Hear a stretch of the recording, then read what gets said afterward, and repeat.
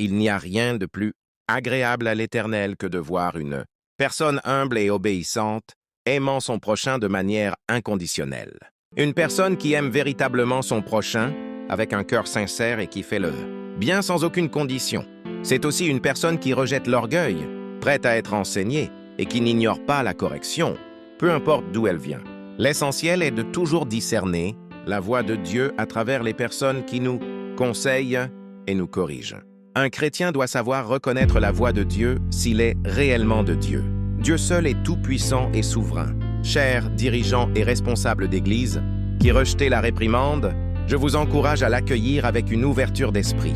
Je vous le dis avec sincérité, ne laissez pas votre propre sagesse vous aveugler, car l'orgueil peut facilement s'immiscer dans vos cœurs sans que vous en ayez conscience. Dieu se manifeste de différentes manières, tantôt d'une façon, tantôt d'une autre, et il choisit librement les personnes à qui il souhaite parler. Il n'a jamais indiqué qu'il ne s'adresserait qu'aux dirigeants et aux responsables d'Église. N'oublie pas que le ministère appartient à Dieu et que tu es juste un serviteur. C'est Dieu qui est le véritable maître de son Église. Chers dirigeants et responsables, acceptez d'apprendre des plus jeunes qui peuvent avoir à cœur des enseignements précieux. Je vous encourage à faire preuve d'humilité lorsque l'un de vos membres vous propose une correction.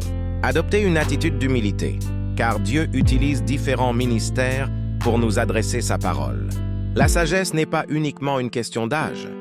La connaissance est un don de Dieu qu'il accorde à ceux qu'il choisit selon sa volonté. Ainsi, n'hésitez pas à vous laisser enseigner par les plus jeunes qui pourraient avoir reçu des enseignements précieux. Faites preuve de sagesse et ouvrez votre cœur à l'idée que Dieu, dans sa toute-puissance, est omniprésent et illimité. Soyons donc véritablement humbles et prêts à apprendre les uns des autres.